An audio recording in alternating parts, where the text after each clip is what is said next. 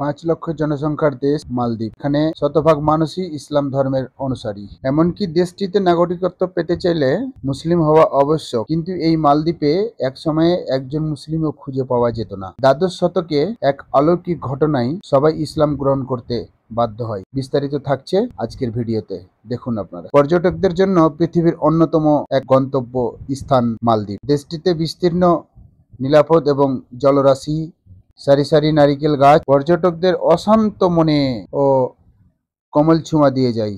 প্রতি বছর বাংলাদেশ থেকে বহু মানুষ এই মালদ্বীপে যায় ঘোরার জন্য, এবং মালদ্বীপে বেড়াতে যায় পৃথিবীর বহু জায়গা থেকে অনেক মানুষ।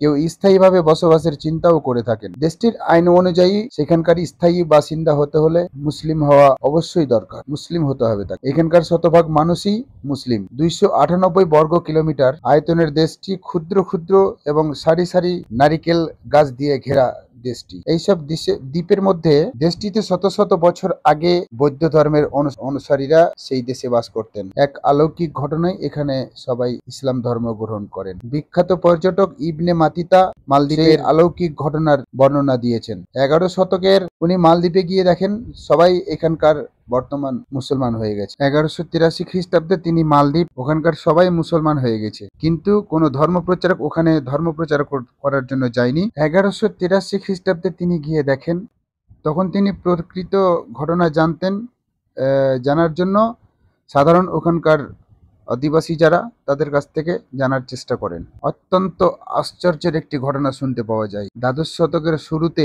কোনো এক বাণিজ্য জাহাজ মালদ্বীপের পূর্ব দিকে যাত্রা করেন, কিন্তু জাহাজটি ঝড়ে পড়লে সম্পূর্ণ যাত্রী মারা যান। তবে জাহাজের কাঠ খণ্ড আঁকড়ে ধরে এক যুবক বেঁচে যান। বেঁচে যাওয়া আরব যুবকটি কোরআনের হাফেজ। তিনার নাম আবুল বারাকাত ইউসুফ আল মাগরিবি। তিনি এক বৃদ্ধার ঘরে আশ্রয় নেন।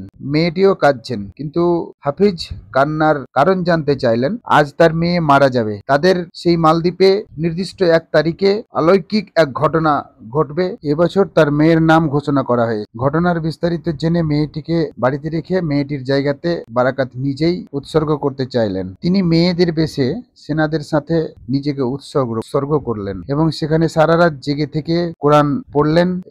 তিনি সারা রাত জেগে বেঁচে কিন্তু ফিরে আসেন। পরে মালদ্বীপের রাজা খবর পেয়ে ঘটনাটি জেনে অবাক হলেন। তুমি যদি সত্যি কোরআনের এই মহিমায় আল্লাহর খাস বান্দা হয়ে থাকো, সত্যি এরকম কাজটি যদি তুমি করে থাকো, তাহলে আগামী বছর এইরকমই এই কাজটি তোমাকে করে দেখাতে হবে। তাহলে আমাদের এই মালদ্বীপের প্রত্যেকটা মানুষ ইসলাম গ্রহণ করবে এবং সবাই কিন্তু কোরআনের অনুসারী হয়ে যাবে। পরের বছর বারাকাত নির্দিষ্ট সময়ে সারা রাত কোরআন পড়ে আবারও কিন্তু পূর্বের ন্যায় ঘুরে আসলেন। পরবর্তীতে দেশটির সবাই কিন্তু ইসলাম গ্রহণ করলেন। এই ছিল আজকের আমাদের প্রতিবেদন, আপনাদেরকে দেখালাম। ভিডিওটা ভালো লাগলে অবশ্যই শেয়ার করবেন, বেশি বেশি করে সবাইকে দেখার এবং শোনার এবং জানার সুযোগ করে দিবেন।